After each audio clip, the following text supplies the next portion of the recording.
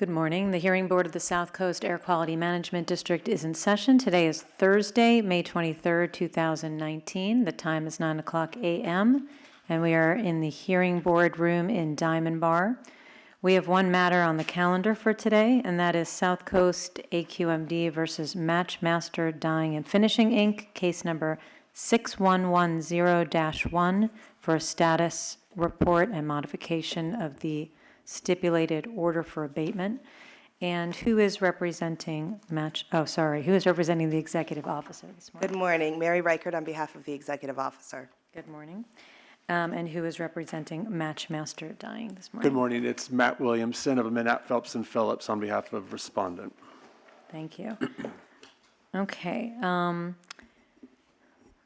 At this time, I'm going to do all the beginning essentials. I'm going to ask anyone who wishes to testify or be heard from the public as well in today's hearing to please rise to be sworn in. Please raise your right hand. Do you promise to tell the truth, the whole truth, nothing but the truth, so help you God?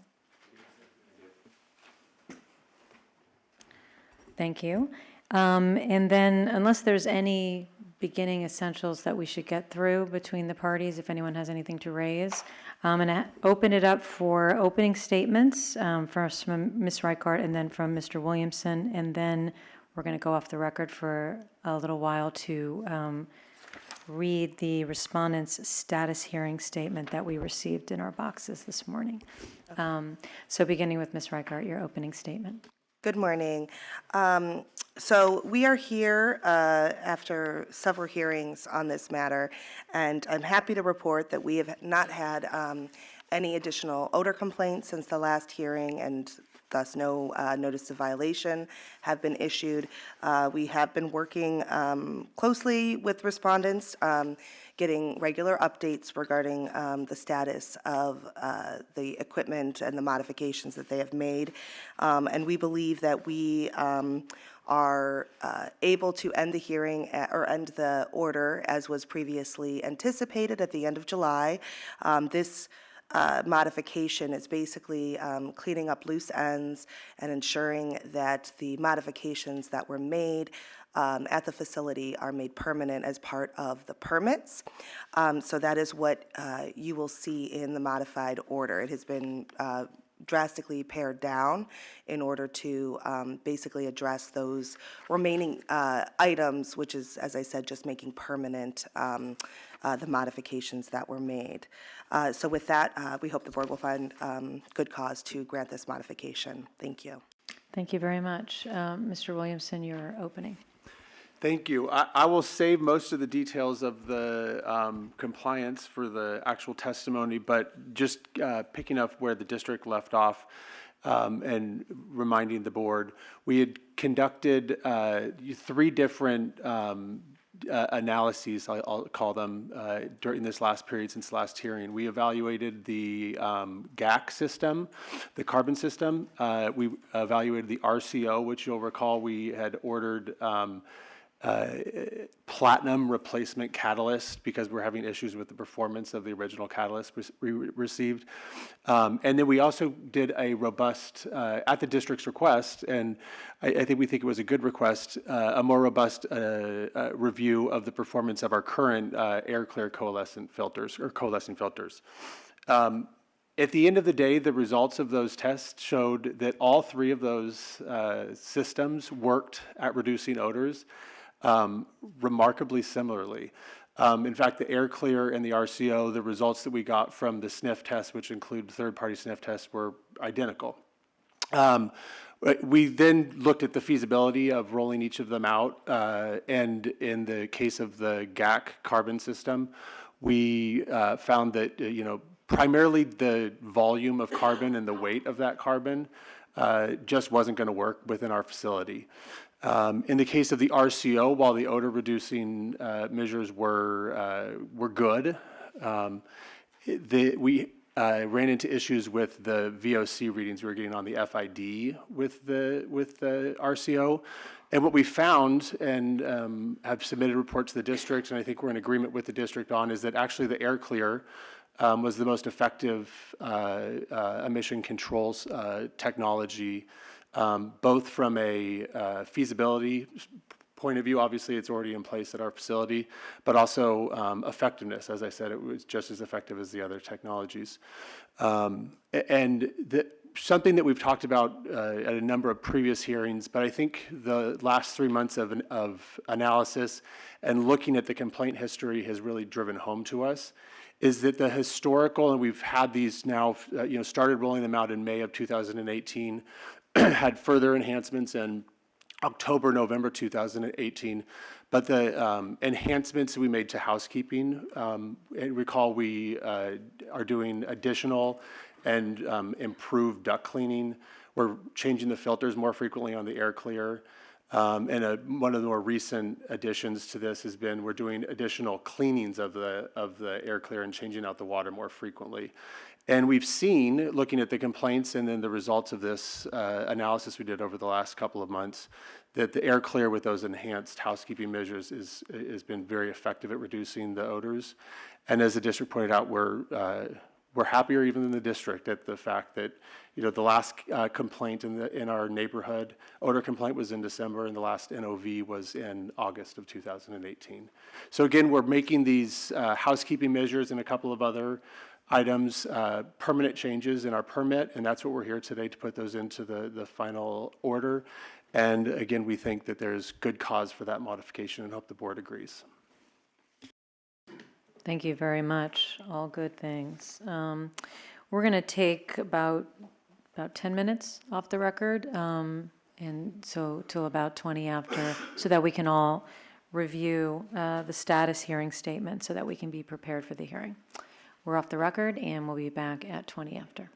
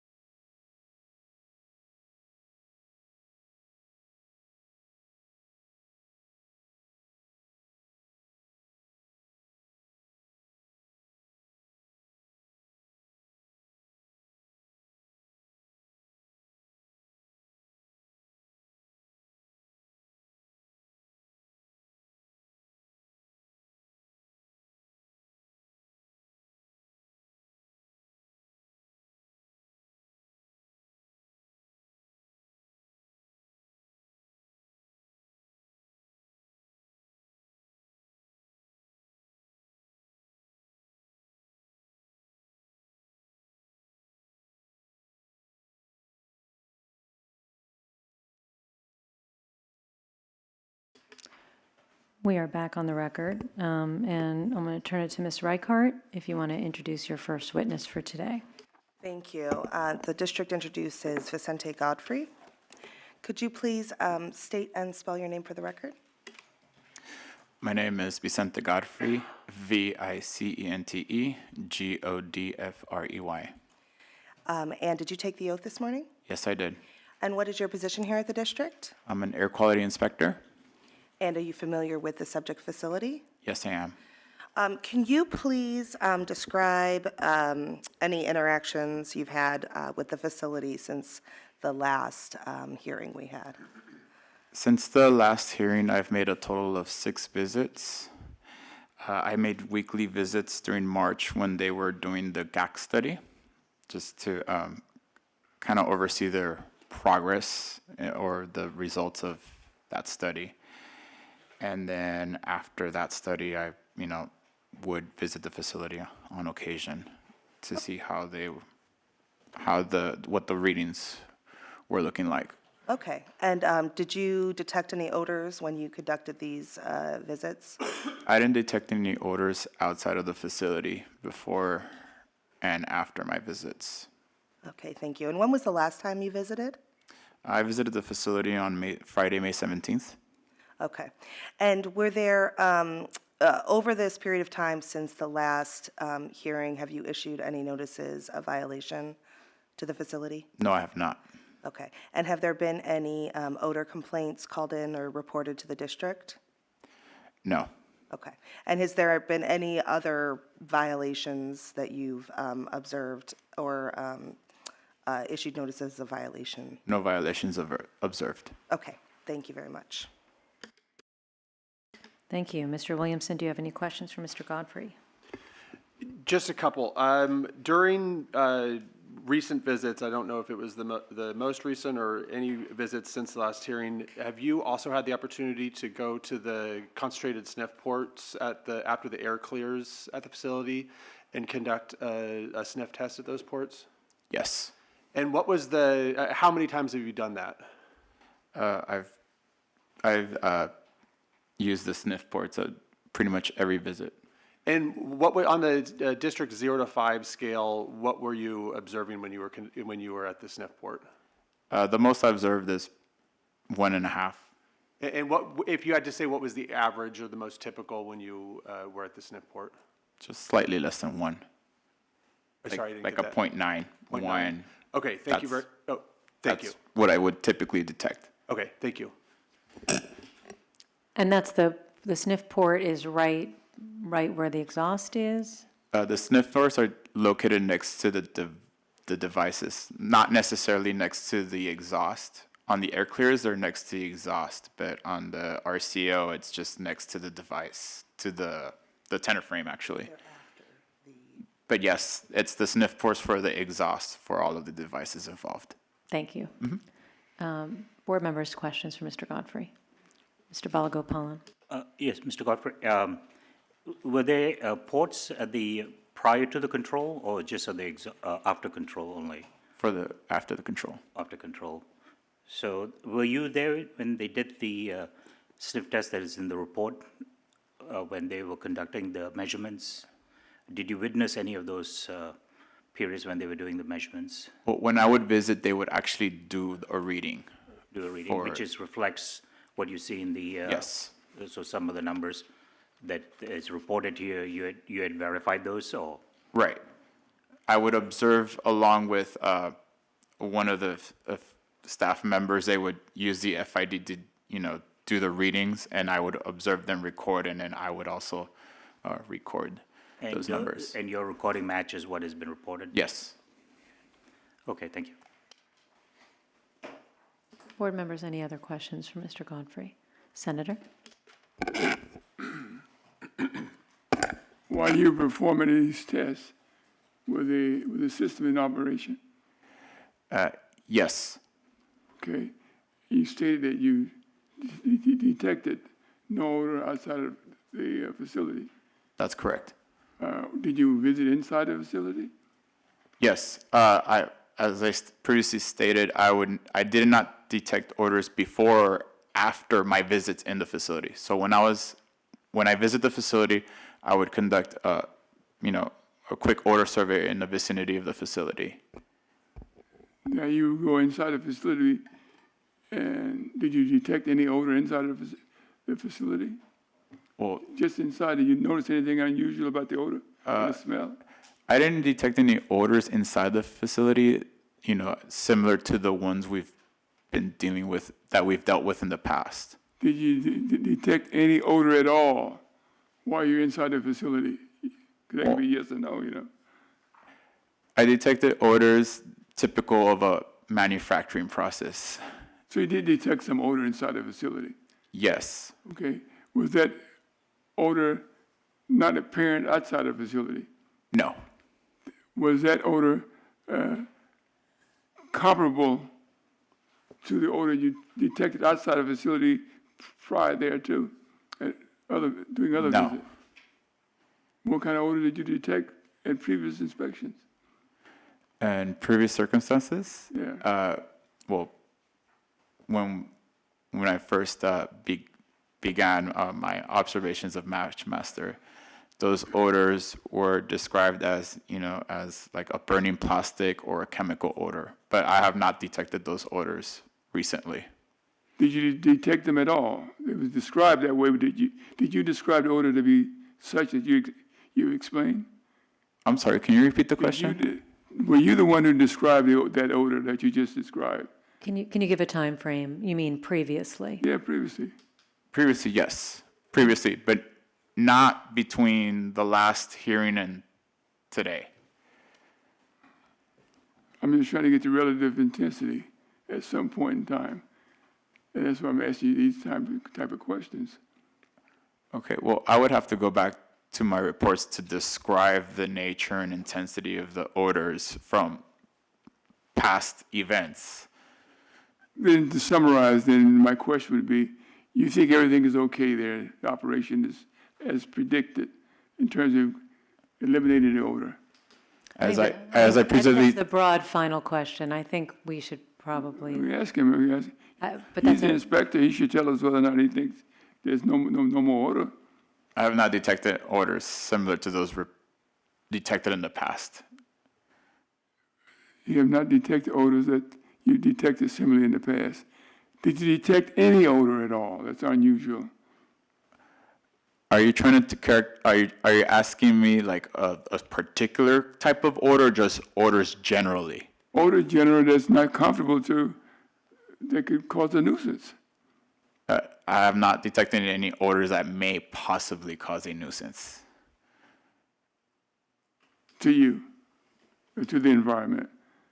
No, I have not detected any odors. As I said, I haven't detected any odors outside of the facility. All right. Mr. Balagopalan. Mr. Godfrey, can I, do you have a copy of the report that was submitted? Can I have you look at attachment, Exhibit A?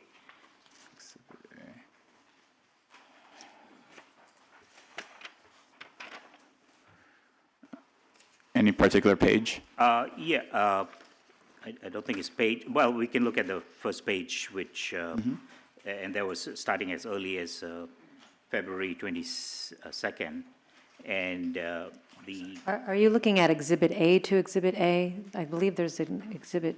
Are you looking at, first of all, you're looking in the status report, is that correct? status report, yeah. Okay, there's an Exhibit A, and then there's an Attachment A to that. But, And I think you're looking at the attachment to Exhibit A, that, yes, the attachment. to which is charts, is that correct? Yes, to the Okay. tables, yes.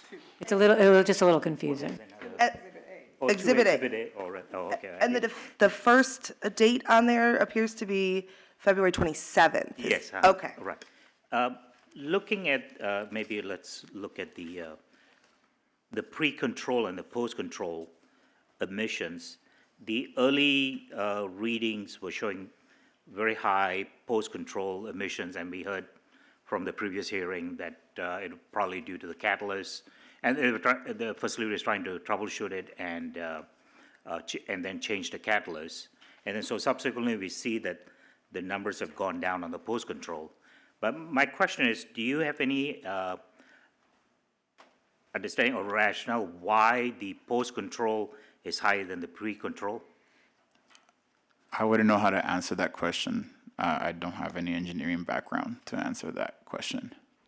Okay, all right, and did you get a chance to look at the source tests, preliminary sources data that was submitted? Was that shared with you? These questions might be more appropriate for one of our engineers. Okay, all right, thank you. Any other questions for Mr. Godfrey? Okay, thank you, Mr. Godfrey. At this time, the district was going to turn over the presentation to Respondent to allow them to provide updates on what they've done and the technology. And then if there are remaining questions, such as the ones that Mr. Balagopan was asking in terms of the district's interpretation of the source test results in the report, then we'd be happy to present an engineering witness at that time. Senator would like to weigh in. I would think for the easy flow of the hearing, that you probably should put your engineer on right now, so those questions can be asked, then the respondent is appropriate. Why? Perhaps since we already have Exhibit A open and we're on it, it might make sense to do that. And I also had that same question about the preliminary source test results.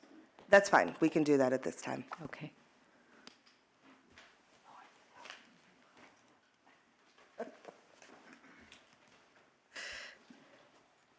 The district calls Don Nguyen. Can you please state and spell your name for the record? Yes, good morning. My name is Don Nguyen, D-O-N-N-G-U-Y-E-N. And did you take the oath this morning? Yes, I did. And what's your position here at the district? I'm the senior engineer in the large mechanical permitting team. Great, thank you. Did you have a chance to review the status report that respondents submitted to the board and to the district? Yes, I did. Okay, and have you looked at Exhibit A to that report? Yes. Okay. Did you hear the question posed regarding the post-emission, or post-control emission numbers? Yes. Do you have any insight as to why those numbers are higher? We've had discussions with the facility about that. It's a concern, obviously, from our point of view as well. Not 100% sure, but the answer we've gotten from the facility is that basically there's a potential that the burners for the RCO are not operating properly, so there's excess methane, as from our discussions, that might be leading to these higher VOC readings on post-control. But we're still trying to investigate those. We're still investigating, right? And then, with this preliminary source test data, again, we don't know have all the information or the background information from it. We just have the final results. So yes, we are still trying to investigate why post-control is higher. So based on the information we have, do we think that those post-control emissions are creating an odor nuisance? Not from all the odor testing and observations done by the facility and then the third party as well as our inspector, no. Okay. And is the facility in the district, or are the facility in the district working together to investigate and attempt to resolve those higher emissions that are occurring? Absolutely. Okay. And so the district, and the status of the RCO permits is that they're currently a permit to construct, is that correct? Correct. And is it the district's position that those issues need to be resolved before permits to operate are issued for the RCOs? Yes. Okay, thank you. And we did not get to the questions on the source test, so I'm not sure what those questions are, but did you review the source test results? Again, I've looked at the preliminary results that were provided to us. Yes, I have looked at them. Okay. At this time, I will turn the questioning over because I'm not sure specifically which questions the board had. Okay, maybe I'll begin, though, with Mr. Williamson, if you have any questions. Just a quick clarification. So Yes. Looking at Exhibit A and the first sheet that begins with February 27th, again, this data is for the frame that is being, where we were evaluating the RCO, correct? Correct. Frame number 10, which is device D56, I believe. And that was just a single frame? It was a single frame. And the remaining frames were being run during this period through the air clear, correct? To my understanding, yes. Okay. No more questions. Mr. Balagopalan, did you want to begin? Yes, thank you. Mr. Nguyen, so when you say you're evaluating, have you discussed this with the district's source testing group? No, I have not. You have not? Again, it was literally just emailed to us a few days ago, and and it's just, it doesn't have all the background, it's just this summary sheet. Can you just clarify, these are preliminary test results? Preliminary test results. They wanted to get, and we asked for it, and they gave it to us. You're talking about the source test? Yes. I'm talking about this in Exhibit A, the numbers Oh, I'm here. sorry. Have they been discussed with the staff here in the source testing group? No. No. So you don't have any input from them as to why, or the expertise in that matter? Correct. Okay. And then the source test report, did they do inlet outlet testing? What was required? Yes, Do they you know? did inlet and outlet. And preliminary, and I know these numbers have not been, what kind of efficiency did they demonstrate? Efficiency, destruction efficiency is on, we have like a 93, 96, and 87% destruction efficiency. Again, they had to run on 3 different runs, one with cotton only, one with polyester cotton blend, and one 100% polyester. So, okay, so they were in the high 80s, Yes. 90s. At least 86.8 was the lowest Did of they the do 3. inlet readings at the concentration in the inlet and the outlet too, or? For, yes, we have results for particulate matter and for non-methane VOCs, yes. And what, could you share that? Sure. So let's start with, for the RCO running 100% polyester, is there a particular number? Are you looking for, you want to see the VOC number or the? VOC, yeah, we can stick to the VOC. The VOC inlet for again, the 100% polyester was 308 ppm. Outlet was 11.3. Okay, For the polyester cotton blend, inlet was 450 ppm, outlet was 9 ppm. And then for the 100% cotton run, inlet was 632 ppm, outlet was 10.9. so these are showing significantly different from the FID readings, the numbers on the outlet side. Actually, on the outlet side, it's comparable, I would say. Again, I was saying, It is showing a reduction from inlet to outlet Right. on the source test. Right. And if you look at the numbers, the averages that on the outlet post-control were in the high, it varies, but because they've reined it down. I mean, we've gotten down to the 15, 17 range as well. So given, again, this is a full-blown source test versus the FID, Right. accuracy of an FID. yeah, and that's what I was getting. So that's, I haven't discussed with the source testing folks, but And that's something you intend to do. absolutely, yeah. to get- So you agree that source test is showing significant reduction Reduction. in VOCs Correct. compared to what the readings were shown in the FID. The FID was showing actually an increase at the outlet, and that is not the case with the source test here. Right. Okay. Okay, thank you. Does anyone on the board have any other questions for Mr. Nguyen in terms of either source test or the testimony with regard to Exhibit A with regard to pre and post emission control? Anyone? Okay. Thank you very much, Mr. Nguyen. And thank you, Ms. Reichart, for taking that out of order. No problem. Or, well, it was in Well, order. in order, but. Out of your order. Out of my, and that is all the district witnesses at this time. Thank you. Thank you. Then I'll turn it over to Mr. Williamson for your first witness. My first witness will be Daniel Tenenblatt. Mr. Tenenblatt, could you state and spell your name for the record? It's Daniel Tenenblatt, Daniel Tenenblatt. And what is your position at Matchmaster? Vice President. And you have been personally involved in implementation of the various conditions from the March 2019 order for abatement, correct? Yes. And you can testify as to your compliance with those various conditions today, correct? Yes. As a preliminary matter, and I know we were talking about Exhibit A and B to the status report, and speaking with the district yesterday, they were fine.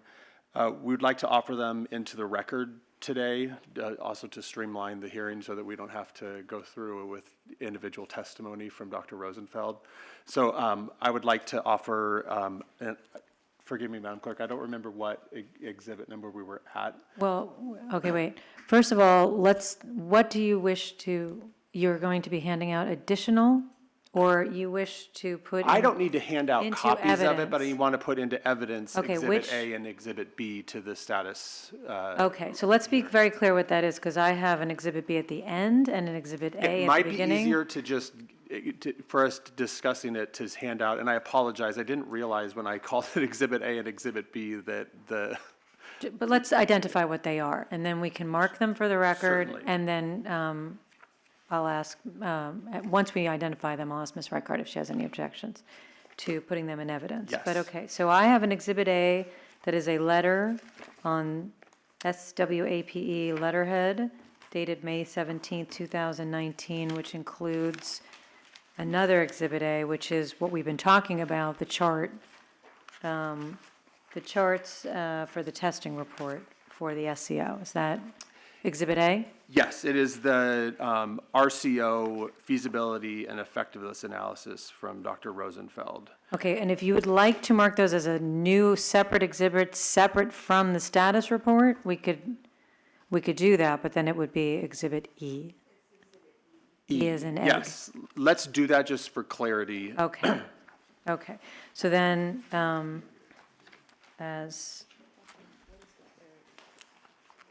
what's that? It's not clear?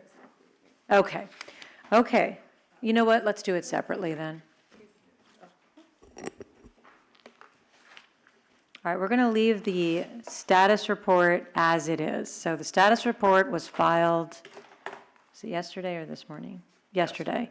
And it has attachments to it. We're going to leave those as they are, and we're going to separately mark. I think that's a much better idea. Thank you, Mr. Williamson. Okay, so now we have the separate copy of the same, which I have identified, which is SWAPE letterhead to Mr. Matthew D. Williamson, and it is dated May 17th. And it is a several-page letter with an Exhibit A, also multiple page, oh, it is A through, oh, wow. Okay, A through E. Oh, now I see. The whole thing was one thing. Okay. It has Exhibits A through E attached to it, but this entire package of the letter dated May 17, 2019, and the Exhibits A through E that are attached thereto will be Exhibit E as in egg. And I'll ask Ms. Reichart, since I understand you've had an opportunity to review it, do you have any objection to it be admitted in evidence? No objection, but just for clarification, the status hearing statement, so that's Exhibit D as in dog, the whole packet? No. Status hearing statement, I'm not marking You're as an not, exhibit. oh, you're not marking It that. was filed separately, so it is, Great. stands as its own Great. file document. Okay, no objection to admitting Exhibit E. Thank you for the clarification. Okay, now we are all clear and on the same page. Thank you, Mr. Do we have another one to hand out as well? Yes, and I was hoping I would do this before we dove into the status hearing statement and caused all this confusion, so I apologize. This will be Exhibit F. We would offer into evidence the April 11th, 2019 feasibility and effectiveness memorandum, again from SWAPE and Dr. Rosenfeld to myself. This is regarding the Gac system, the carbon system. Okay. So we'll make sure those get handed out first, and then we will mark it officially.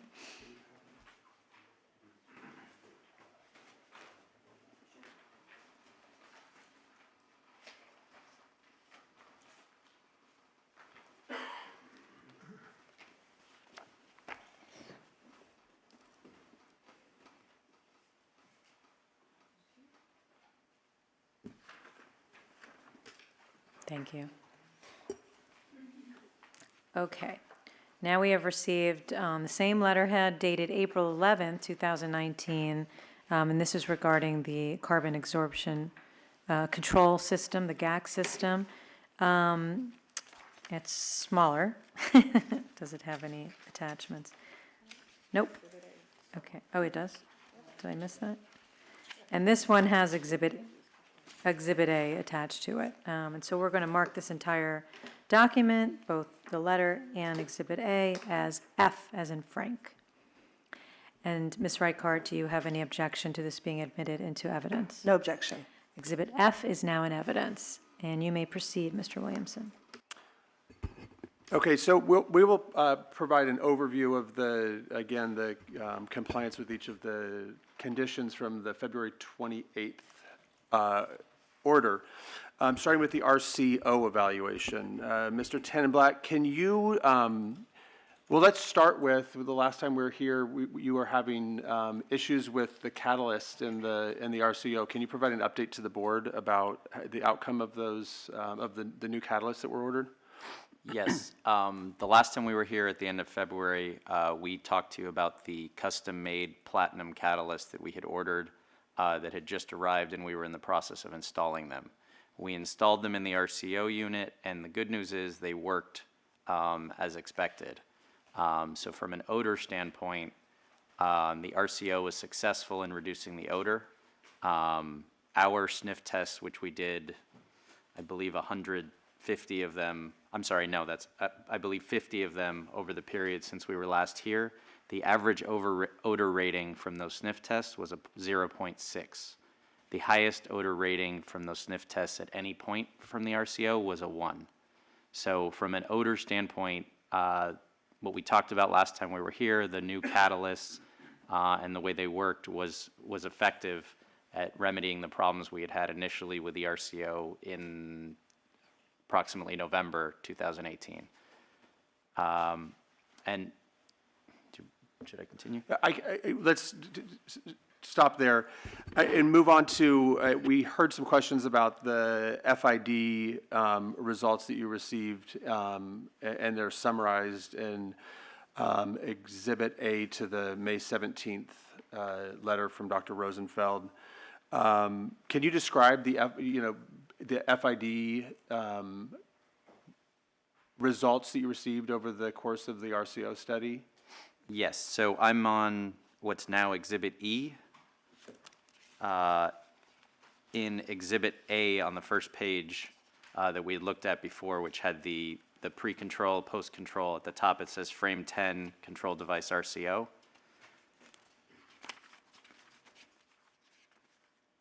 So what you'll see there is the initial post-control emissions readings at the end of February and early March were extremely high, much higher than we had expected. Our technical team, we worked with the district on this as well. We did, over the course of the 2 months, 2.5 months since then, we've done a lot of work to try and get that number reduced, the post-control emissions number. One of the things we did was you can see the temperature of the control device.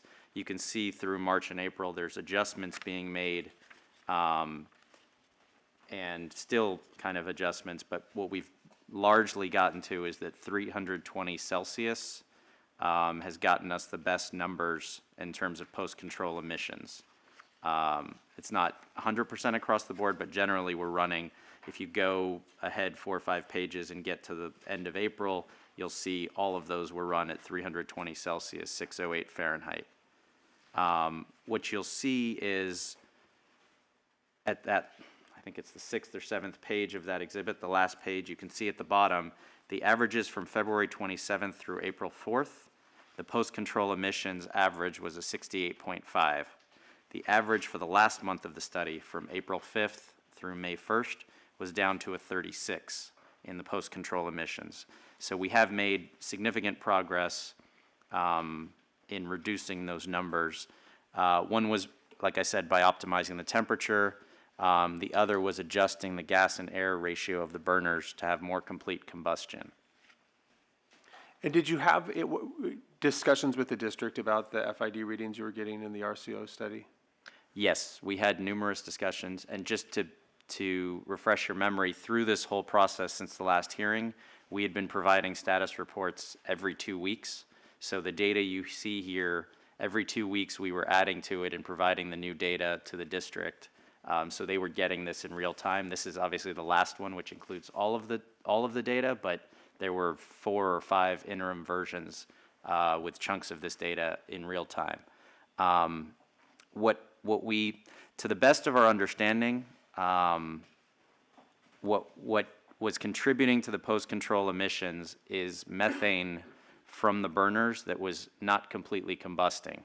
So the methane from the natural gas that you're adding to run the burners, if all of that doesn't combust, that is going to increase your post-control emissions number. To the best of our understanding, that's what we believe is happening. So we were making adjustments to the burners to try and get more complete combustion and not have leftover gas that wasn't combusting and therefore increasing your post-control emissions.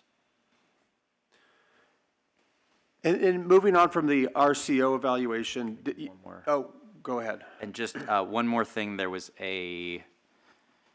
one of the conditions in the previous order from February stated that we shouldn't run the RCO while we were running trials during school hours. So we were only running it early in the morning and then in the evening after school was out.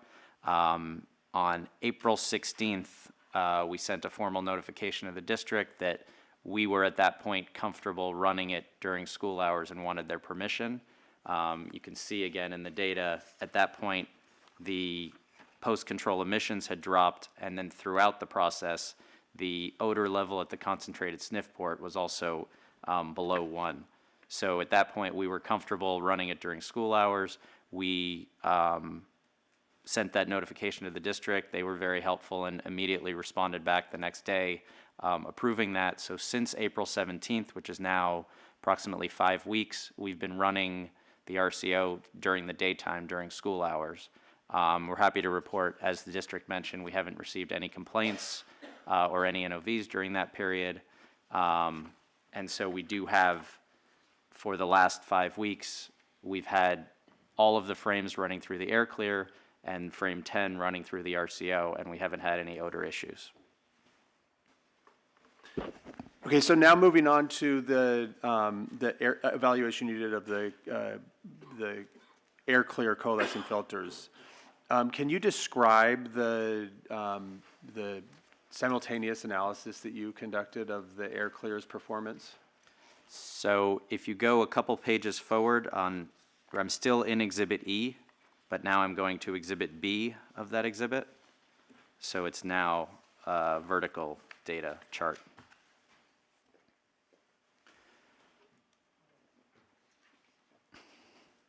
So the previous order had required that we conduct FID testing of the air clear coalescing filter exhaust, with the idea being you get the FID readings from the air clear, you get them from the RCO, and you would have comparison data. What we decided on our own is to additionally pair that with sniff testing data. So in addition to the FID readings that were required, we were doing sniff test data at the concentrated sniff port and also at street level at the same time. What we found was the data from the sniff port, the odor data, was actually averaged as 0.6. So the average came out exactly the same from the RCO and the air clear during the period we were evaluating. The maximum odor rating was a 1.0, which is again the same as the results from the RCO. And at street level, there were no odors from the facility detected, either from the RCO or the air clear. One point of clarification too, because it was a requirement in the order. When you're talking about sniff tests, were these conducted just by Matchmaster's personnel, or was there also third-party sniff tests that were conducted? They were conducted by both. So the 0.6 was the average of the internal Matchmaster personnel. If you go, again, staying in Exhibit E, if you go 3 pages forward, you'll get to Exhibit C of that, which is we submitted 3 companies to the district to do third-party odor testing. They approved 2 of them, and we chose one of those 2, which is called Calamus Enterprises, which you'll see at the top. And so there was varying frequencies in the order, but either once a week or twice a week. And this chart is a little confusing, so I'll kind of walk you through it. So if you'll see on March 7th is the first row. If you're going from left to right, first you'll see the odor intensity after the carbon, which was the Gac study, which we'll get to in a few minutes. Then the second is the odor intensity after the RCO. The third is the odor intensity at number 3, which is the air clear on frame 11. And then all the way across is the odor intensity at street level. And just to give a little description to that, I don't believe that was required by the order, but what we asked the gentleman from Calamus to do is to go outside, to look at the wind direction, similar to the way the district does when they do their inspections, and to place himself downwind of the facility, so any odor from the facility would be coming towards him. And then he has notes there on what he smelled at that time. And what you'll see is he either recorded a 0, or if he recorded anything above 0, it was not an odor from the facility, it was something else. So you can see it, for example, in the first one, he said he got a 0.5, and he said it smelled like grilled meat from a restaurant half a block away, no other smell detected. So if you see that last column, that's telling you on street level, at the wind coming, downwind from our facility, what he was smelling, or if he was smelling anything. And as far as the FID, just to finish the comparison to the RCO, what were the FID results that you got from the air clear? The FID results from the air clear, and now I'm going back to that Exhibit B within the same exhibit, so 2 or 3 pages back. You'll see at the end of that, the average post-control emissions from the air clear during the January 29th to May 1st period was a 3.7 in our FID readings. So the air clear coalescing filter was more effective at reducing VOCs according to the FID reading than the RCO. And you'll see also next to that the average at the odor level at the concentrated sniff port right after the air clear was a 0.6. And so given the parallel analysis of the RCO and the air clear, what ultimately was the recommendation for moving forward as far as chosen technology for odor mitigation from Dr. Rosenfeld? Dr. Rosenfeld's recommendation was that while both the air clear and the RCO were effective at reducing odor and at odor control, because the air clear was getting better VOC results, according to the FID readings, he did not think it would be worthwhile to replace all of the air clear units with RCOs. And in addition, what would be the cost of expanding the RCOs to each of the frames at the facility? The cost would be approximately $400,000 per frame. So we currently have sufficient RCO units in-house for 2 frames. So to add that for another 7 frames would be approximately $2.8 million. But again, the results showed that the 2 technologies had equal odor reducing ability, correct? Correct. And both of them reduce the odor to the level where we have not had any complaints since December was the last one. And then finally, the third parallel evaluation that you conducted was the granular activated carbon, or GAC system evaluation. Can you describe to the board how that, I know you touched on it, you talked about the third-party sniff tests that were conducted, but what were the results of the GAC study as far as odor results and VOC results?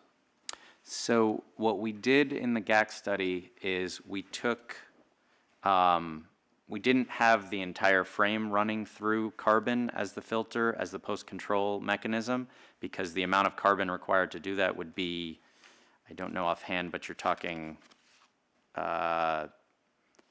tens of thousands of pounds, if not hundreds of thousands of pounds.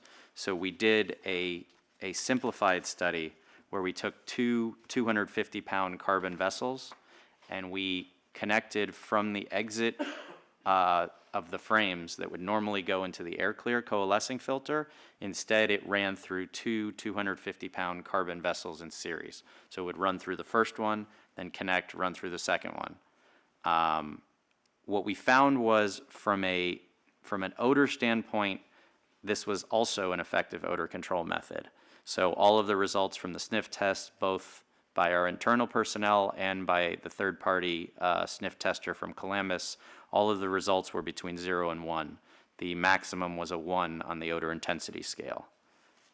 But what were the implementation problems that you discovered following the conclusion of the Gac study? So, And when I say implementation problems, I mean expanding this to facility-wide odor mitigation technology.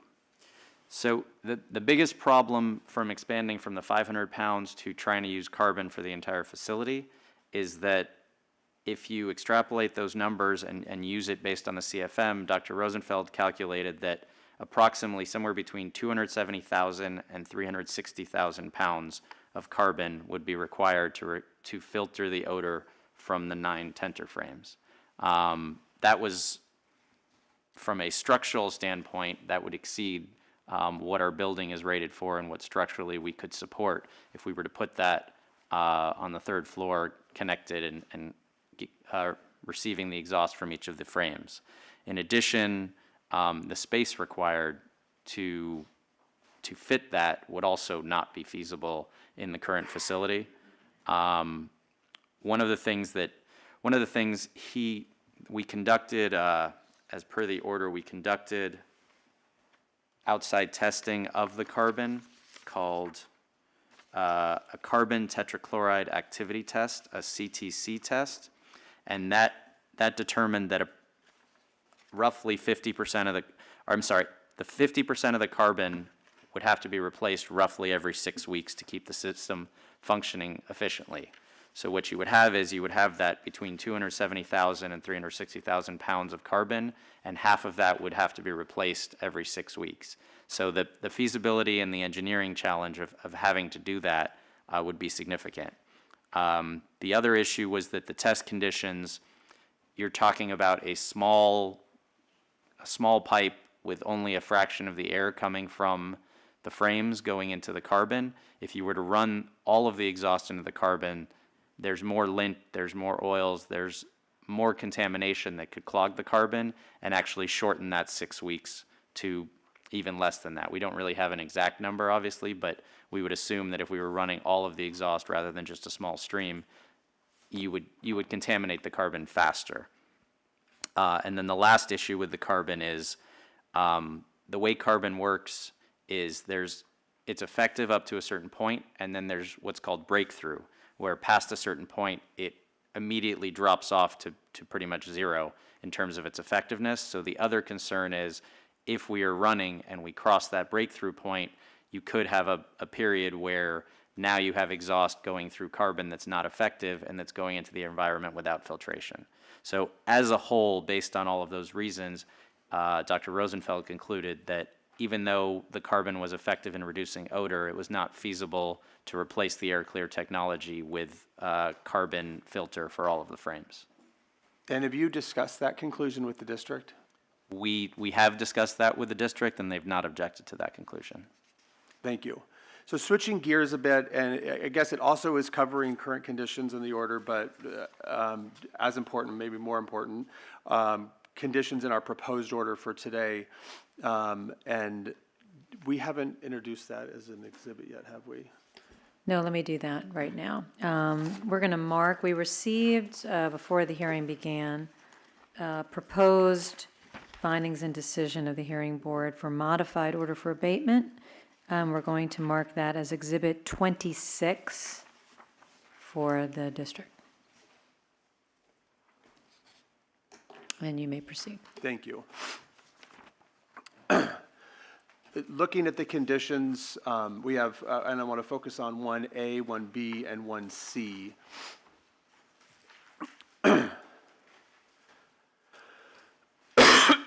And again, these are also current conditions. In the previous February order, there were conditions 1, 2, and 3.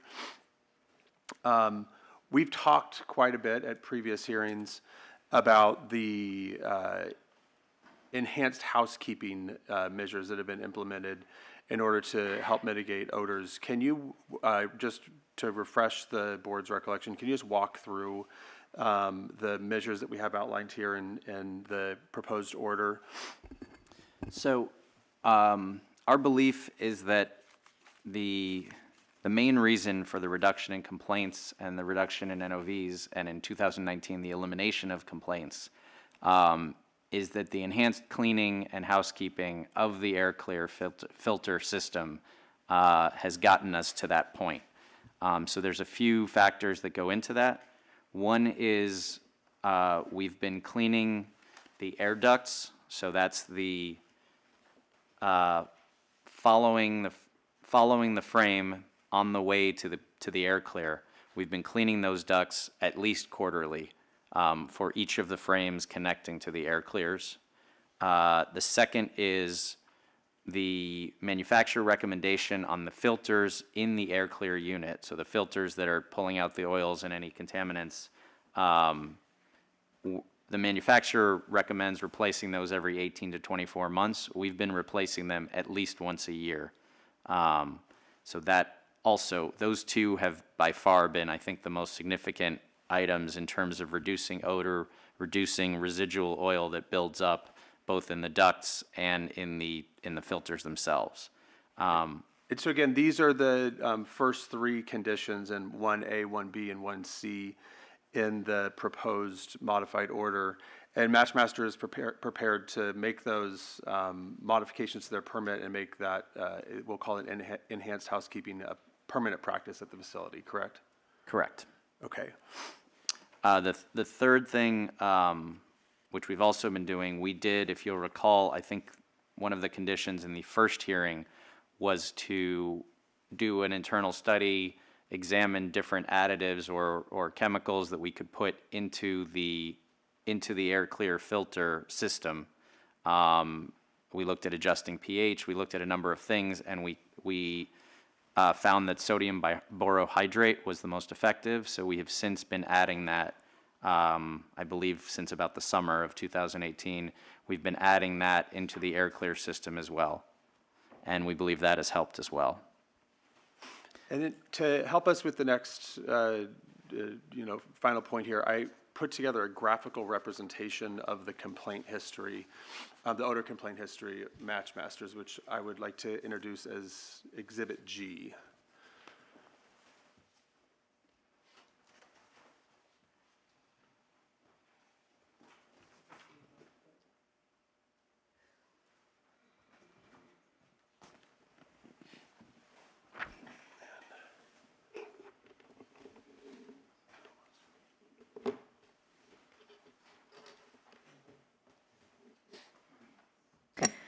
We have received a bar chart entitled Complaints in the Vicinity of Matchmaster Dyeing and Finishing, and we will mark this as requested as Exhibit G, as in George.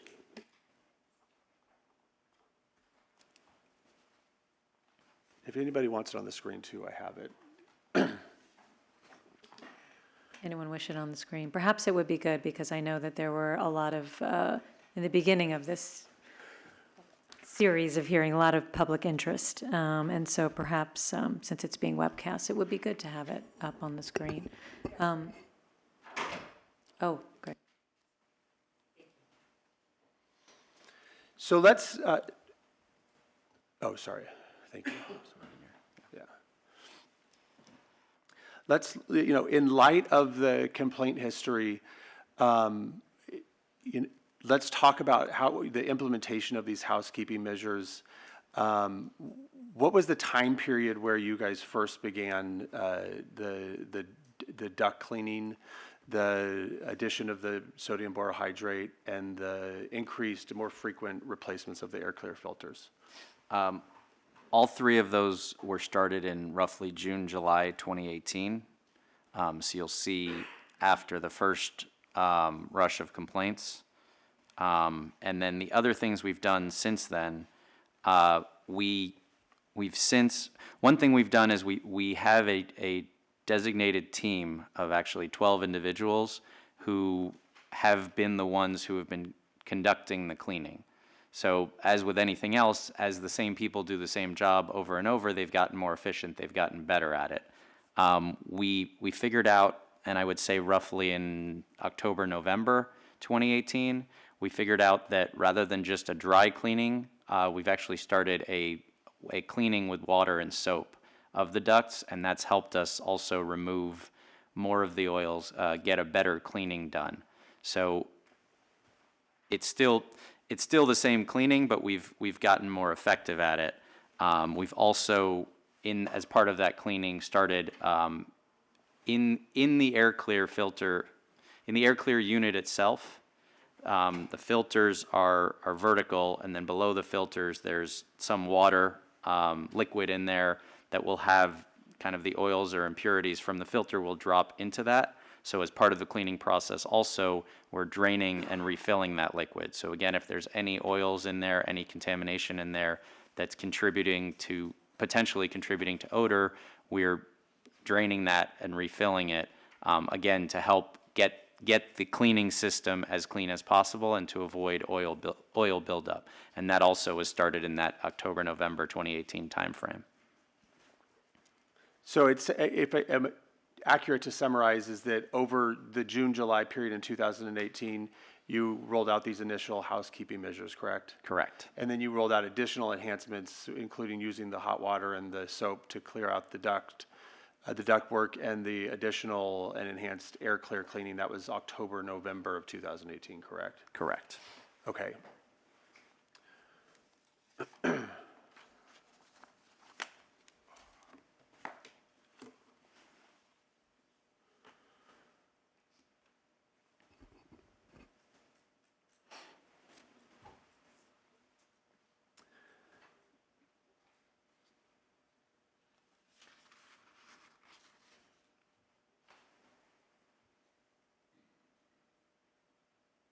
I think that is it for now. Thank you.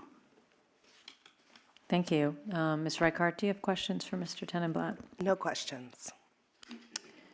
I had just a few questions. And I'm just wondering, now that this was very helpful. Thank you very much for putting that together, the Exhibit G. Just with with concern to or with respect to those items that we just went through that you plan to include in your permits to make them enforceable and continuing, I was wondering if consideration, maybe it's just not spelled out here, but in terms of A, with regard to cleaning the air ducts, and you just, Mr. Tenenblatt, stated that you found that wet washing with soap and water was more effective. Is that a plan to put into the permit as well, or is that being left open? We hadn't specifically discussed that. I don't think we got into that level of detail, but I mean, that's our expectation that we'll continue doing it. And obviously, like anything else, we're always looking for upgrades, looking for improvements. So it may not be in there because if we find later on that there's some product or some cleaning product that does a better job, that way we wouldn't have to go back to the district and ask them for permission to use this soap or that soap or different products. But that would be our expectation, that would be involved in the process. Okay, so it's really wanting to keep that open-ended, but ensuring that those duct cleanings are happening. Correct. And obviously, it's in our incentive to make sure we're effective at managing odor and that the cleaning is effective. And similarly, I had seen that you had in your status report discussed these additional cleanings that you took upon yourself that weren't in the order to drain the water, which you just testified to, in the air clear units, and then to rinse down the area, et cetera. Is that something that you feel should also be in the permit? Did that make a huge difference that you noticed, or at this point you're just planning to continue that on your own? I mean, we're planning to continue that on our own. Obviously, like I said, what's in here is what we've established with the district and we've discussed, but we're still constantly looking and trying to find if there are improvements, if there are other ideas. We've talked with the district quite regularly. We've talked with outside consultants, including Dr. Rosenfeld, but other ones as well. So it's an ongoing process. It's a continuous improvement process. So, you know, we expect that there will be additional things we hope that we figure out that will help, even if they're marginal improvements. Every marginal improvement helps a little bit. Absolutely. And then the final question I had was with regard to the RCO, what you have here for the permits. And I know that you had mentioned that you found that from the FID readings at least, that the temperature was important in terms of limiting VOC emissions from the burners. Is that something that you would need to seek a change in your permit, or you're just planning as a matter of, well, can you, with your operations, continue to keep the temperature at that ideal temperature? Yeah, that the temperature that I was discussing is the temperature of the control unit, so the temperature of the RCO. So that is something that's adjustable. There is language in the permit to construct. I don't know 100%, but I believe it said that the RCO needed to be above 250 C. So there's some language based on the information that the district and we had at the time that maintains. I think the idea was that below 250 C, the RCO wouldn't be effective at all. So there is that language in the permit. But then we are able to, as we dial in and as we learn more and as we have more knowledge, to dial into the temperature we want to set the RCO at. It may vary somewhat between different styles or different fabrics, but we've seen 320 as a whole has been the best, 320C. Okay. Those are my questions. Anyone else have questions? Senator, did you have questions? It's clear that with the new technology and the equipment incorporated in the system, you would reduce the odor in the area.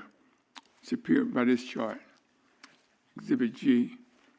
The complaints are down there almost zero now. However, in March 2018, there were maybe 13 complaints.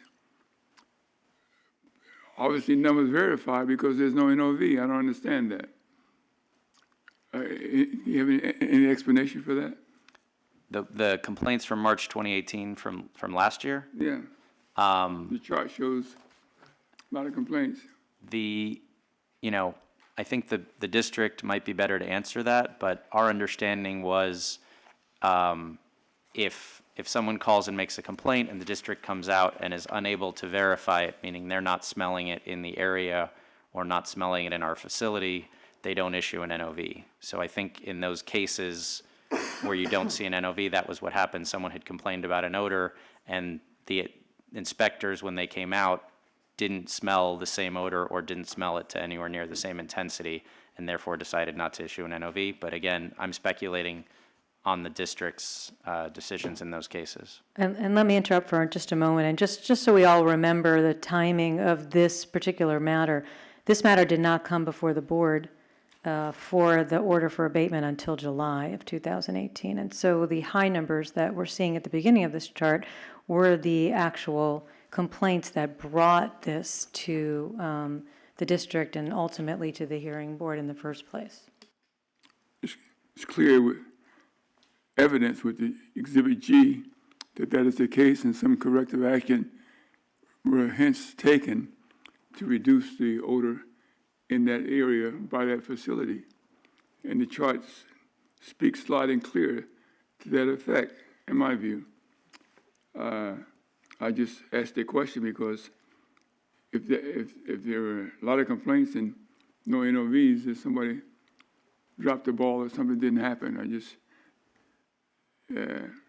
reviewing the chart that's in front of me, and that's why I just asked that question.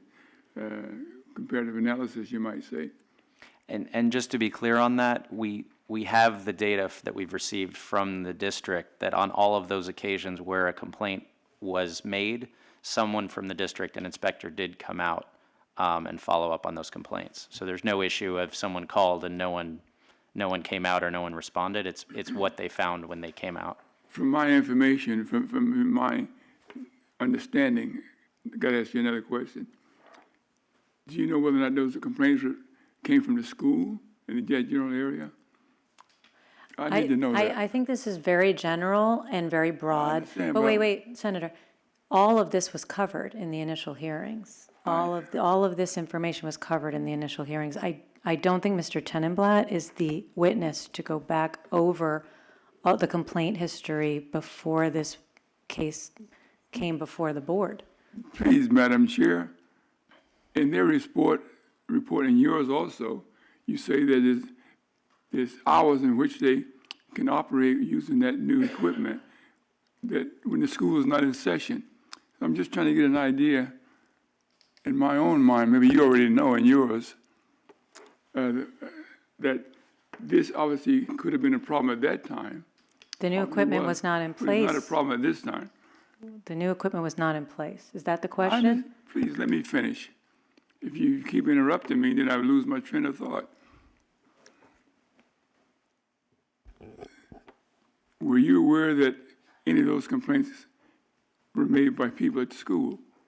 It's our understanding that all of the blue, all of the complaints indicated by the blue in the chart, it's our understanding that all but maybe 2 or 3 of them were made by the high school that we had talked about at that first hearing.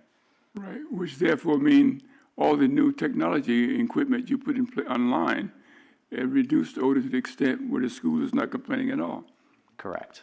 And that's, I just want to draw that comparison that it's been a substantial improvement in the operation of that facility to reduce the complaints to 0 emanating from the school. Correct. I like to make my own point from time to time. Any other questions for Mr. Tenenblatt? Mr. Balagopalan? Mr. Tamblet, the sniff tests that the company that was hired to do the sniff tests, so what was the procedure they used to quantify the level? They didn't use any instrument. Let me ask that first. They used their nose. Correct. This, the individual from Calamus was trained, this is what he does for a living, so he's trained for sniff testing. He goes to various facilities and residential and commercial facilities, and will do odor readings and odor evaluations. So he'll read on the 0 to 5 scale, what he reads, and then descriptions of what he's smelling. Yeah, I'm seeing numbers as 0.8, 0.9, 0.5. I was wondering how he was able to, graduate it down to that fine level, below 1. I think, again, this is his training and his expertise, but my understanding is, there's a standard as to this is a 1, which is defined by the district, and it was something along the lines of a little bit less than a 1, or somewhere between a 0 and a 1. So, somewhere between halfway would be a 0.5. It was kind of along those lines. Obviously, it is a subjective scale. So let me go to the testing report on the frames and comparing both the frame. So the RCO was on frame 10. Correct. And then the coalescing filter was on frame 11. Correct. I noticed that the inlet, using the same tool, FIDs, it's much lower for the frame 11. The readings were, there was much higher inlet to the frame 10. Is there a different process going on in the 2 frames? There's not generally, and that is a question that we still have, and we've discussed this with the district, and we've discussed this with our experts, and we're still trying to get to the bottom of that question, because we saw that data and had exactly the same question. Because generally speaking, the fabrics that we ran through frame 10 and frame 11, in general, and also for the purposes of this test, you had the same fabrics running, the same styles, the same, 100% poly, 100% poly, 100% cotton, 100% cotton. So that's a question that we have as well, because we would not expect to see the pre-control numbers different. The post-control obviously depends on the success of the cleaning equipment, but the pre-control numbers, we would have expected more similar numbers.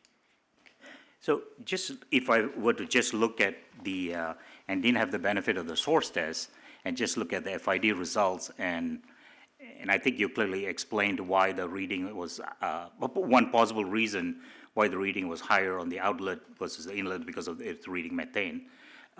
One could draw the conclusion that why go with the RCO unit, because it's contributing more towards, the readings were higher than the inlet, so it's adding to the problem, not reducing the problem. However, it's due to, what you indicated is probably due to the methane, which is not a VOC. So if we were to look at the source test results, and that indicates that it's quite effective, actually.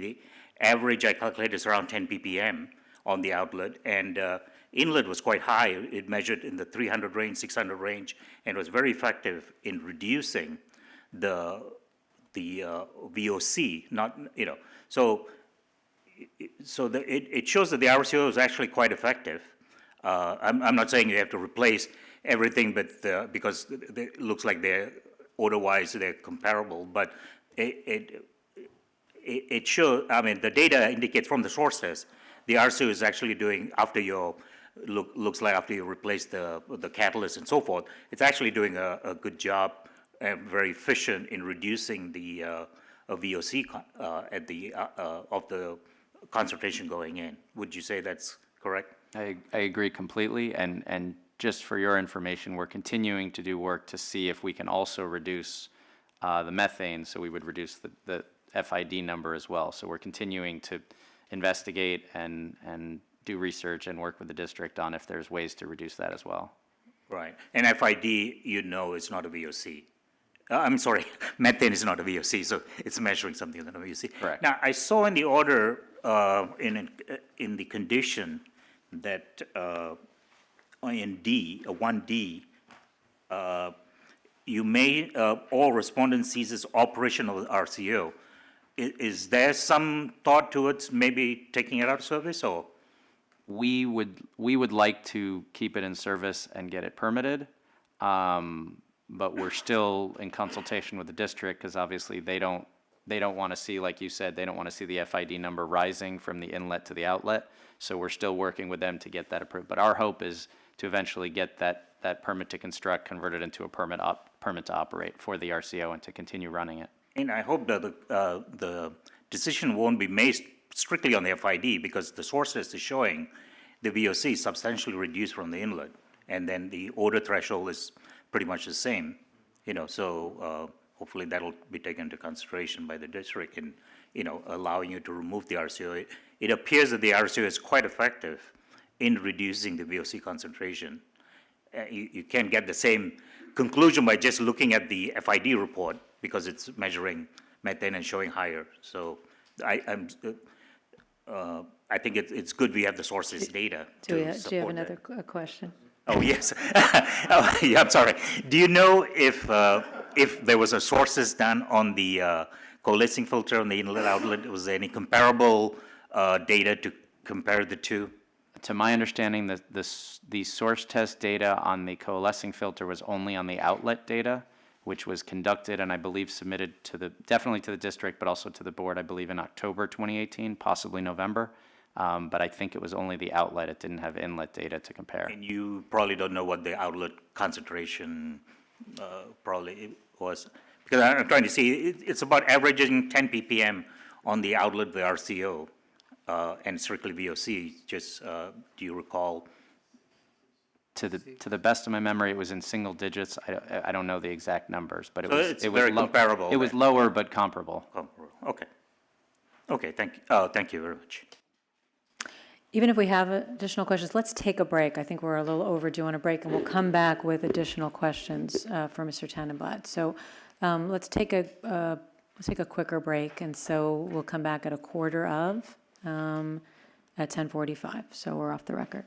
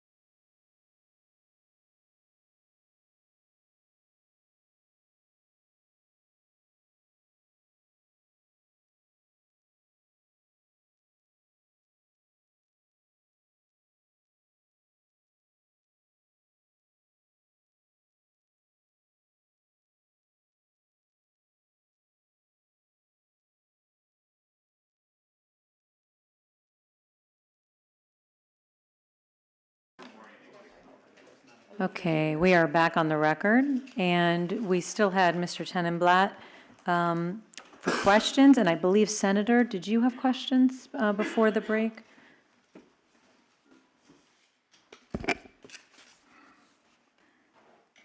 Dr. Rosenfeld, analysis of these tables you've discussed previously, he shows in his discussion what the effect of the modified equipment would have in reducing odor. Is that correct?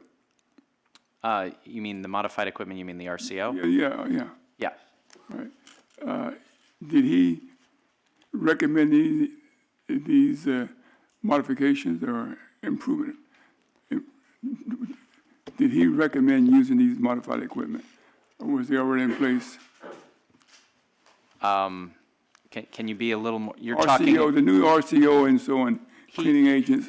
he didn't think it would be worthwhile to replace all of the air clear units with RCOs. I don't think we got a recommendation from him regarding whether to continue using the one RCO or the two RCOs. The RCOs for 2 frames that we've already purchased in-house. Did you get any recommendation from him in terms of altering the equipment? Or incorporating new equipment or whatever technique or technology I mean, online at that plant? we've engaged him in some discussions in terms of the improvements we've made and the ongoing discussions. I don't know offhand which specifically came from him or our technical team or the district, but in terms of the temperature settings, the air and gas ratios, he's been involved in those discussions. I just glanced at some of his Exhibit F and Exhibit, the other letter that he wrote. Exhibit B and B, P and F. And basically what he's, Are you talking about the 2 letters, E Yeah, and 2 F? letters, right. E and F, E and F. E and F. And he was just analyzing the results of the test as a result of the modified equipment. Is that correct? Correct, but he has been involved through the process. He's testified here. He's done various things since summer of 2018 or May or June of 2018. So he's been involved kind of throughout, but these reports were summarizing at the end of the study, here's what we found. And he pretty much constructed the tables, the attachments. The attachments we constructed based on the data. We did the readings and we put the table together and then we shared it with him for him to use in his analysis. And in his analysis, he verified that the tests were accurate based on his analysis, education, and experience. As far as specifically doing the tests, I mean, when he came out to visit, when he would visit the facility similar to the district, he would come, smell from the sniff ports. We would go around outside and he would smell in terms of that. He didn't verify the accuracy. Obviously, he didn't conduct all of these tests, but when he was present, we would conduct the tests in his presence and he would also be there for those tests and make sure that the numbers made sense. So at any time they ever disagree with the results? That's No. empirical data. You use empirical testing, right? He never disagreed with the empirical data or the results. Okay, fine. Let me ask you a question. Why did you present Exhibit G as evidence? We presented it because I think it's easier to see graphically. I think it's a very clear representation that we had quite a few complaints in that February to May time period of 2018. And then as we've started going through this process, as we've started testing technology and implementing technology, and especially the housekeeping on the existing air clear coalescing filters, you can see visually a very steep drop-off down to the 0 complaints that we've had in 2019. And so by presenting Exhibit G, it becomes very clear that this took place, therefore G would be the evidence. Correct. Okay. Now, on the Exhibit F and B, when it was presented to evidence, did you anticipate any questions to be asking by either F or G? Do you think you would be asking any questions associated with Exhibit F and Exhibit B? You keep referring to B, I believe you maybe marked it wrong. It's E as in egg. There's two letters. It says from Dr. Rosenfeld. One is The one dated May 17th is Exhibit E as in egg. Yeah, that's B. Yeah. E. Or E. E, yes, sorry. Changed it. Okay. I'm Yeah, sorry. no, it was E, but, oh wait, maybe it was B. It was B, I think, right. It's B in the status report. Right, it's B. Which is very confusing, but we remarked it on its own as E. But anyway, So to answer your question, we tried obviously in the status hearing statement to explain it as best we could, but we anticipated obviously that there might be follow-up questions in terms of the memos from Dr. Rosenfeld and also on the data. so therefore, Exhibit G in some way clearly shows it by example that all the state-of-the-art measures that have been included in the operation of that system has improved it. Correct. Okay, I just wanted to make that, see if you would make that point. Thank you. I do just want to clarify that point. Mostly, the way you presented Exhibit G and the data here was to show us when the duct cleaning and other maintenance procedures went into place, to show the effect of those. Is that correct? Partly, but also to show that as a whole, the way we have been running the facility and the way everything's been set up in 2019 has been working, and we haven't been receiving complaints.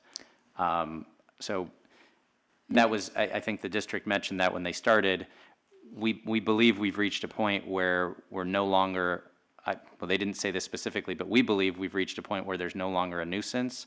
And what they were looking to do with the conditions is to try and implement and maintain in the permit the changes and improvements that we've made to get to reach that level. So that's Yes. sort of what we wanted to indicate there. And can you just indicate for us right now on Exhibit G, remind us, the RCOs, they were not in operation during school hours until the notice to the district and the district's response. And remind us when that was? The first day they started operating during school hours was April 18th. Okay, so April of 2019. Correct. So it's Okay, been, so we would see the effect mostly on complaints of the RCOs being in operation in April.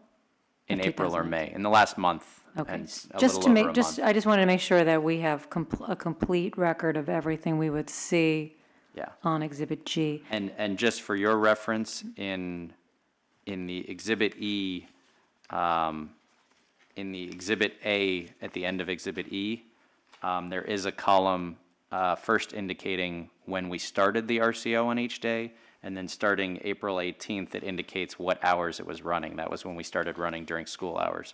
So you can see specifically that we've started running during daytime hours that last month plus. Okay. And then just for the record, G was introduced, but it is not in evidence. Is that something you wish to do, or I don't know if there would be an objection, because I don't know if Ms. Reichard is familiar with what it's based on, but just because there was discussion that it is evidence, it's. Fair point, and I caught that too. I mean, I would be happy to introduce it into evidence if the district doesn't object. It's the first time I've seen it, so I Yes. haven't been able to verify it against I our understand it. I records. think we'll keep it as demonstrative, and all of the testimony on which it was based will be obvious evidence. Thank you. That's fine. Thank you. Yeah. Did you have a follow-up, Senator? Got to follow up. When I look at G, and I think you presented us to us for the purpose of taking notice of the fact that then was then prior to the modification, and now is now subsequent to the modification, which means you advance the state of the arts, and therefore you reduce the odor, eliminated it in that by that facility in that area. Like, it's, otherwise you're saying like a picture is worth 1,000 words.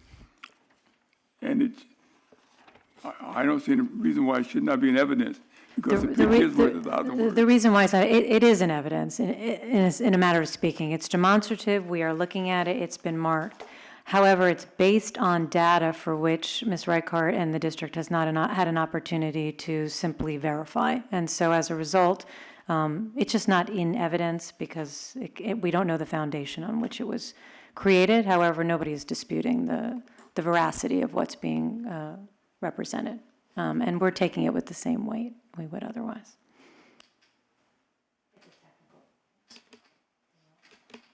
It's a technical legal thing. Okay, are there other questions for Mr. Tenenblatt? I don't see any. Thank you, Mr. Tenenblatt, for your testimony. Mr. Williamson, did you have any other witnesses you wish to present? I do not. Okay. And we have no other questions. I'm going to, because I know originally Ms. Reichart wanted to go back to the district for any follow-up questions, should we have any. I would assume at this point we don't have any. Do you? Just wondering if the engineer had the test results for the coalescing Ms. filter and what the outlet readings were. Sure, we can recall Don Nguyen. Okay. Could you answer that question? Yes, there was a test provided by the respondent, and it's dated March 21st, 2018. And it's for, it was source testing tender frames 12 and 13. And I believe your question is, what is the outlet non-methane VOC concentration? And for frame number 12, it was 25.9. And frame number 13, tender frame number 13, was 15.9 ppm.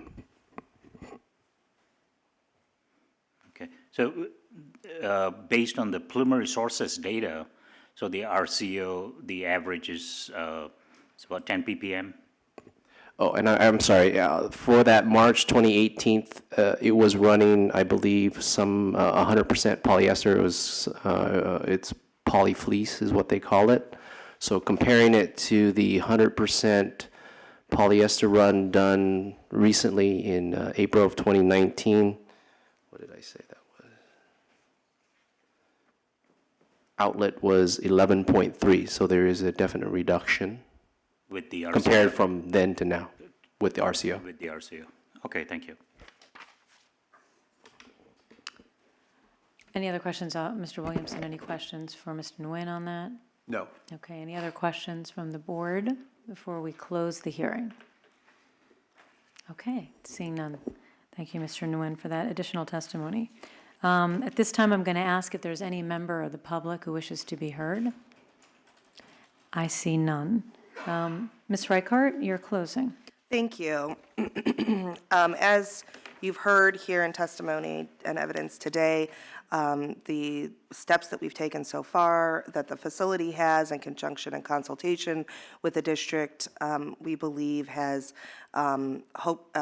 remedied this odor nuisance, and we request that the board issue this order in order to allow permit modifications to make these adjustments and modifications permanent, and hopefully to reduce any possibility of odor nuisance in the future.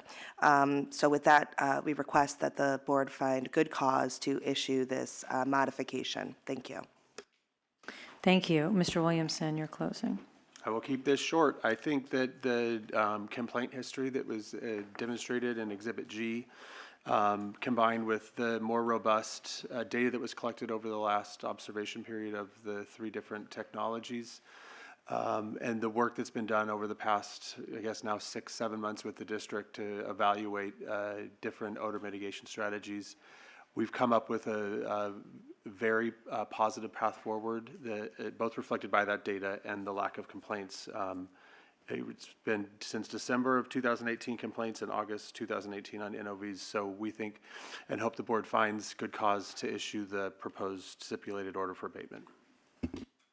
Thank you. I'd just like to take just a few minutes before we have deliberations. I wanted to just a little more carefully review the findings, the new findings. I obviously have looked at the new order, but I want to make sure that there's no changes we'd want to make to the new findings, and then we'll be right back on in just a couple of minutes with deliberation. So we're off the record.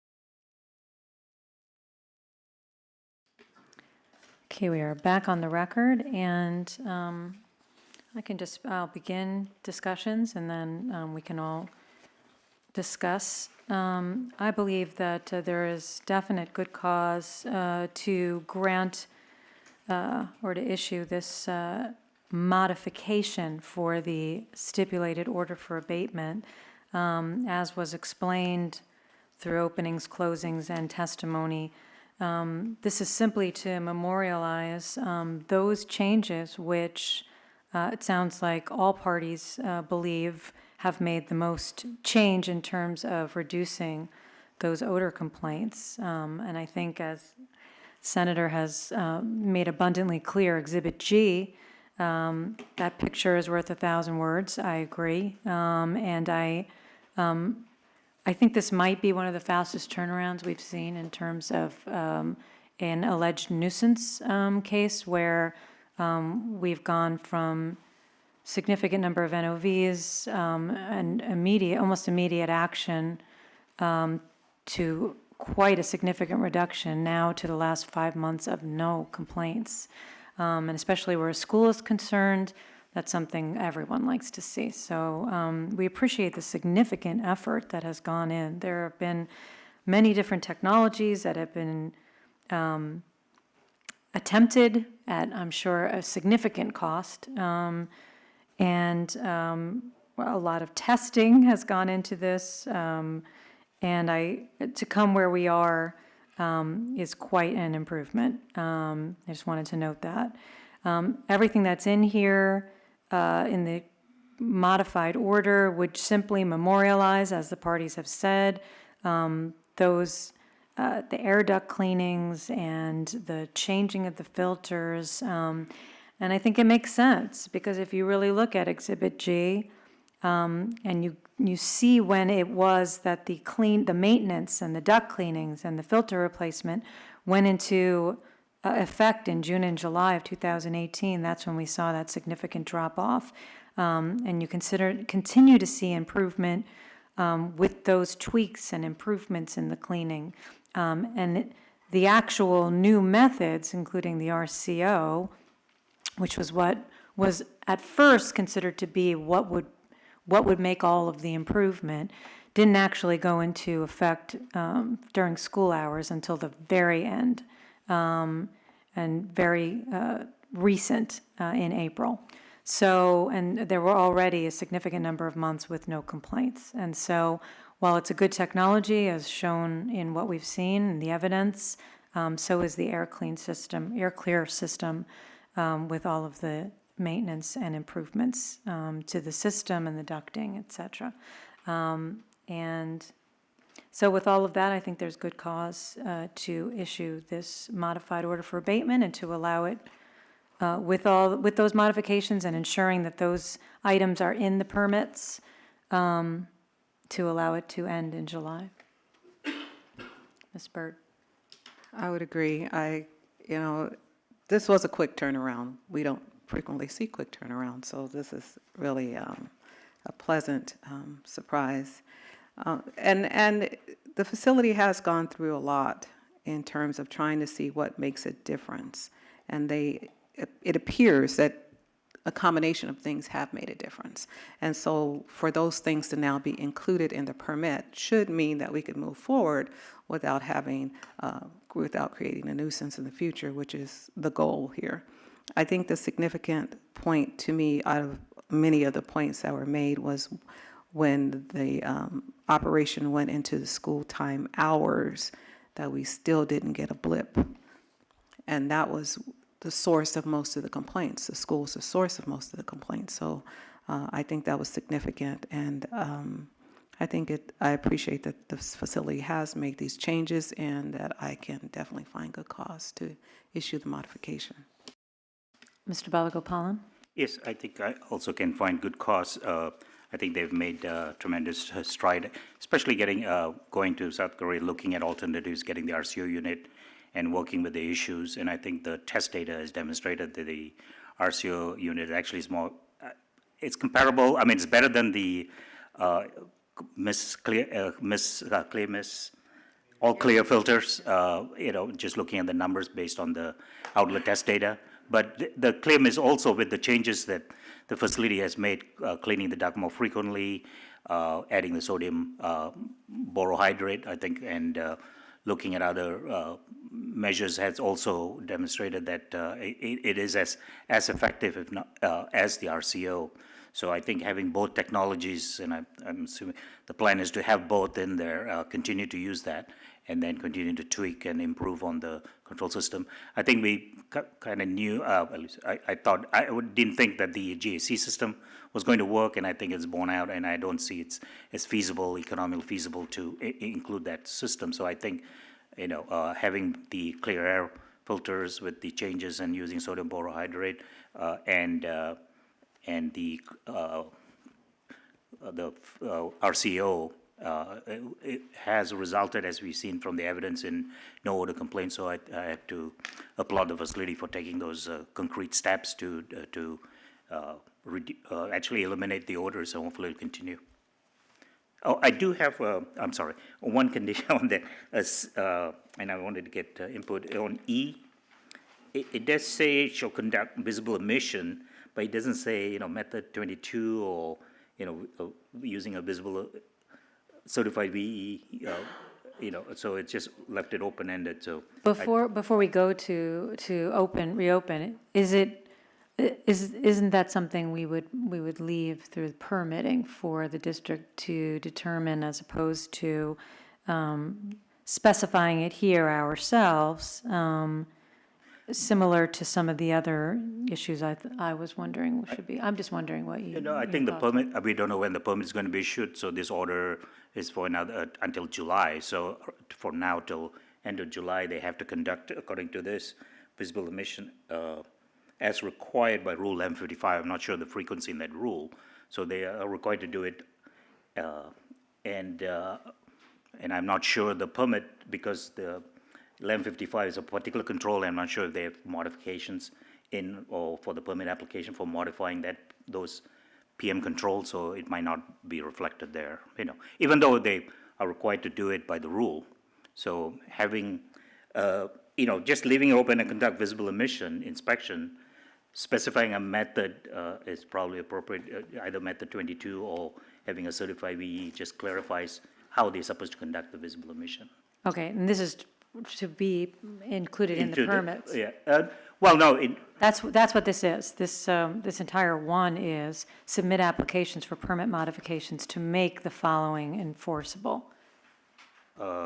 submit, to make the, okay, but, okay. So okay. what you're suggesting is that we would open up to ask the parties their position, essentially, so we could reclose on having visible emissions inspections in the permits, be either method 22 or A certified, by yeah, a certified evaluator.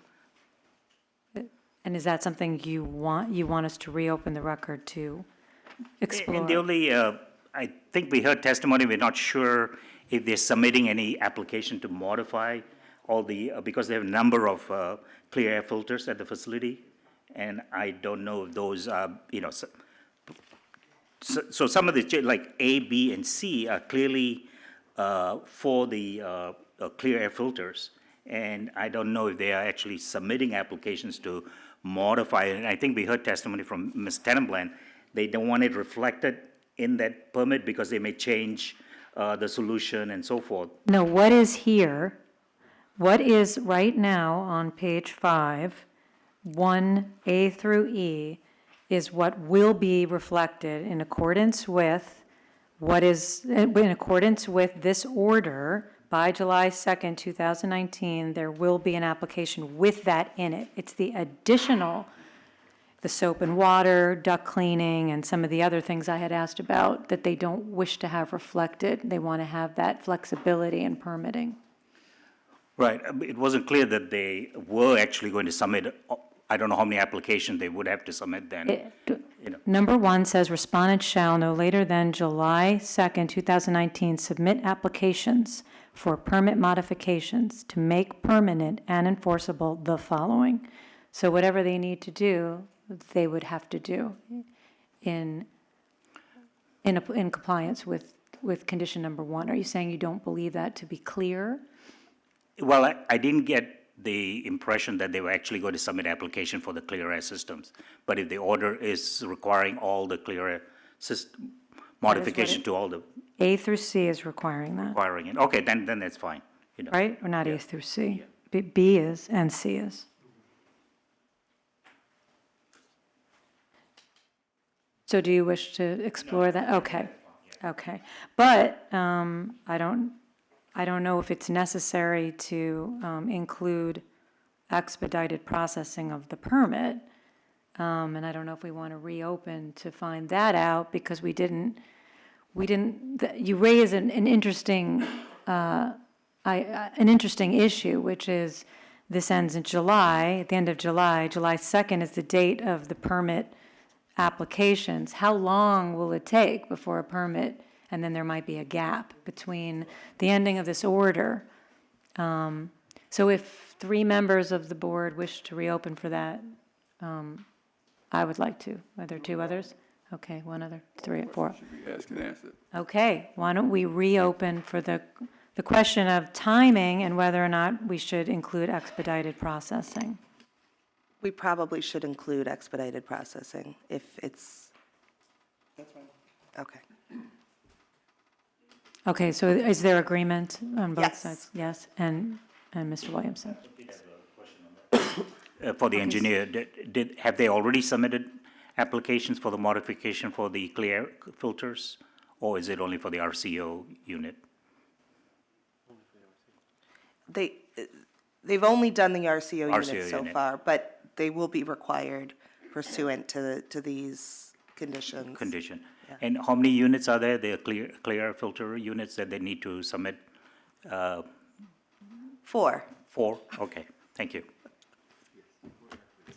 So the way we would do it is, respondent shall no later than July 2nd, 2019, submit applications and request and pay for expedited processing for permit modifications from there. And is that acceptable, that wording, to Ms. Reichart?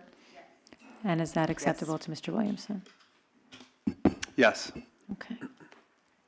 Okay, so unless there's anything else we think we don't have, we're going to reclose the hearing and go back to deliberation.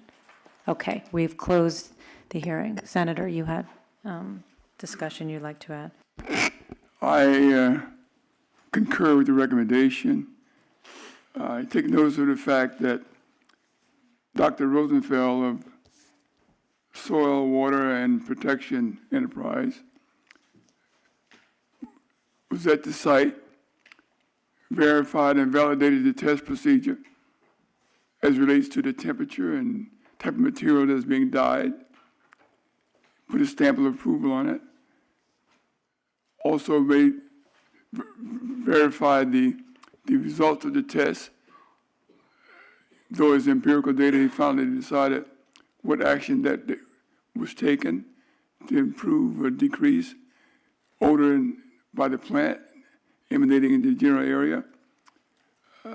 For that reason, I think it's clearly obvious that then it was really bad before they got started based on Exhibit G, and it improved substantially to the point where in some cases the sniff tester can detect any odor. So that's a good validation of the success and improvement that was made to advance state of art at this facility site. So I would say that, yes, my vote would be aye based on the testimony that I've heard so far and the good that is done in that area. Thank you, and I agree. I don't, we rarely see a case where a third-party tester, the actual facility, the district inspector, and the public complaints are all showing that we are not seeing those odors any longer. At least we haven't for months, and that's all a good thing. So is there any other discussion from anyone? And otherwise, I will make a motion. In the matter of South Coast Air Quality Management District versus Matchmaster Dyeing and Finishing, Inc., case number 6110-1, I move that we grant and issue the proposed findings and decision of the hearing board for a modified order for abatement stipulated that is contained in Exhibit 26 for the reasons previously discussed, with the following slight modifications, which is number 1, to remove the word proposed from the caption. Number 2, on page 1, line 28, to note that Dr. Lerner unfortunately was absent today for today's hearing. On page 5, condition number 1, to insert after submit applications on line 6, the words "and request and pay for expedited processing." And I believe that is it.